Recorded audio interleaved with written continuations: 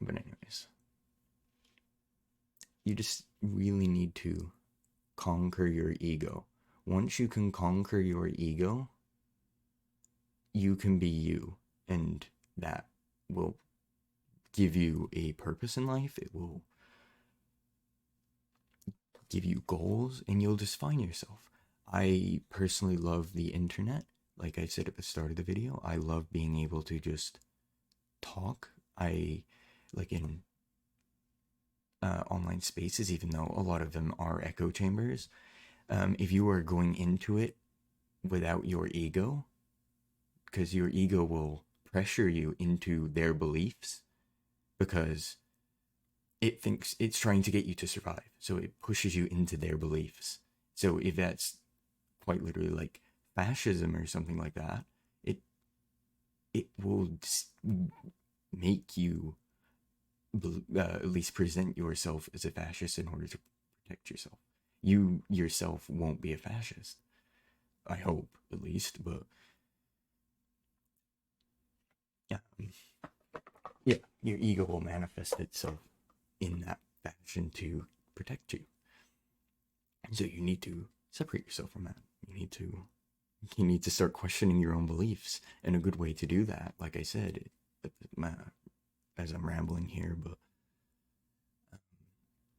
I personally like just talking in these online spaces because I don't go in with my ego. And if you don't go in with your ego, you generally will just go in with an open mind. It's not, I don't like how teachers and parents and people will just say, go in with an open mind. Well, it's, how do you do that? We don't, in society, we just say, do this. We often don't understand the steps to do it.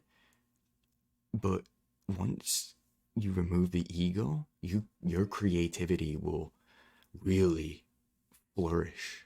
And that's how you will find your way through life. So, I keep getting sidetracked, but if I go on an online site, like, let's say Discord or something, that's one of the main ones that people use, Twitter, I guess. Like, even if it's like, oh, Twitter, that's got a bunch of stereotypical liberals in it or whatever, or dumb takes, like, that, like the stereotypes. Um, like, if you should still go on it because you can learn from other people still and develop your own views. Um, even if I like to just, I'll take baits from trolls even though I know it's a bait, just because being able to talk to them, even if they'll present troll questions and stuff. Uh, they they are still valid questions. You should. I quite enjoy taking them somewhat seriously because it's still a question that you can ask yourself, and while engaging in a conversation with that person, you'll naturally just type out what feels right if you remove your ego from yourself. And then you go, aha, I kind of just realized that. That's kind of cool. And then you store that in your memory, that understanding of yourself. And then you can become an even happier person learning more about yourself, because then you can find like what job interests you want, um what kind of car you want, or whatever. Just ask yourself questions. But you, like I said, you need to detach the ego from it. If you feel that voice of doubt ever creeping in, which it will, it's really freaking good at it.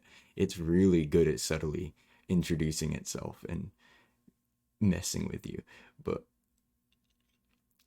you shouldn't take it seriously, because your ego is also actually another really valid source of information for yourself, because your ego tends to do the opposite of what your conscious believes, again with the yin and yang, because your ego is just a projection of your insecurities usually. So if you can become aware of your ego more, you can then go, I just found myself a flaw with myself, because my ego is being nasty to someone. I want the opposite of that. I need to reflect upon that nastiness I just did, and you need to own up to it. You can't blame the other person. You need to take action. You need to everyone is doing this. Everyone is living their own life. They don't need your shit. We all just want to get along with our lives. So let's not trip each other up so we can all have a happier world together, you know? Because even if it's, you think it, like, a lot of people like to joke over um just common stereotypes of people, like especially against minorities. And it's, deep down, you should probably, like, I'm not saying everyone who's watching this video is like that, but there is people that are like that. I was one of them, to be honest. I was very unaware of myself. So I often found my ego was projecting the opposite of what I wanted. So own up to it, you know? Like, me just saying it there, I didn't want to say that I let my ego run me, but just admitting it there, it makes me feel just a little bit happier, even if it's pointless in the grand scheme of things. That's actually another thing. In the grand scheme of things, people often like to look at the idea that um, like, nihilistically look at the approach that, yeah, you will live, you have a starting point. Ooh, that looked bad. Just fix that. You have a starting point when you're a baby, when you're born, all the way until at some point you die.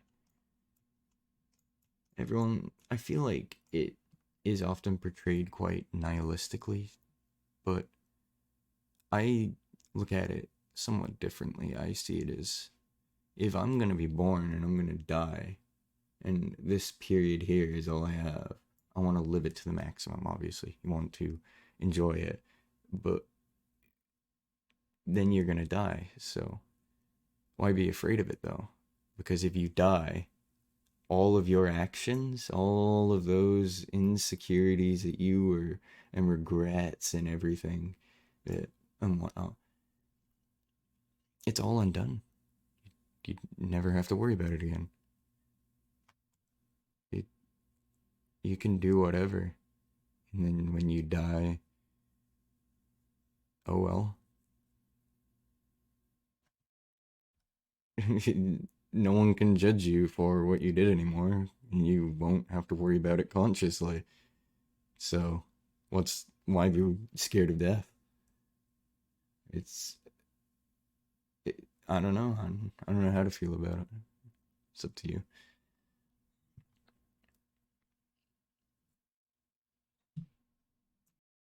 Another topic I wouldn't mind delving into is learned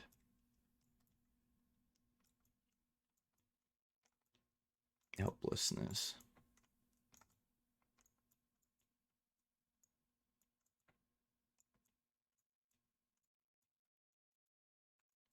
Um, it is a bit of a misnomer, meaning that it's not actually learned. Well, now that I think about it, I suppose in my model it would be learned, but um, most psychologists say it's not learned. Perhaps more acquired is the better term. Acquired helplessness. Yeah, I prefer that term, acquired. But I highly suggest you search this topic up. This is a very psychological, psychologically freeing topic once you read it. Um, Learned helplessness is the concept that you feel like you have to have someone tell you what to do. It's so much easier to have someone tell you what to do, isn't it? Because if someone tells you what to do, that means society's happy with you and your ego is running you again. And it's, people will use you, especially if they're aware of that fact, that they can use you because they can just ask you and you're dumb enough to say yes, is basically it. I'm sorry I say dumb, but it is stupidity when you think about it, even though you aren't aware of that stupidity. Or maybe you're just here to listen to a bad take and you are completely aware of it. But yeah.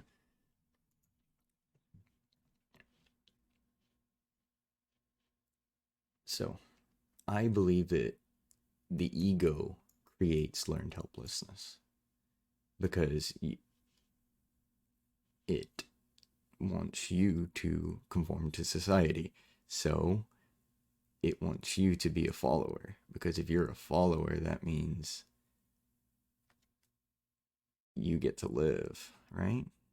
Followers get to live, but they don't get to live a fulfilling life. They don't get to enjoy themselves as much. If you want to live a life of a follower, sure, go ahead. But I highly suggest you don't, because you will live a much worse life. So once you become like self-aware of these topics, it can help. And I suppose there is some irony in this, because I just was talking about learned helplessness, and I'm creating a video about how to hopefully help your depression. So there you go. Even more. Isn't that like fourth wall breaking, but it's like in real life? That's crazy. It's like fifth wall breaking we'll go with. Yeah. But yeah, you can get rid of this. And this is when you become individualistic. When you become more concerned about your own life.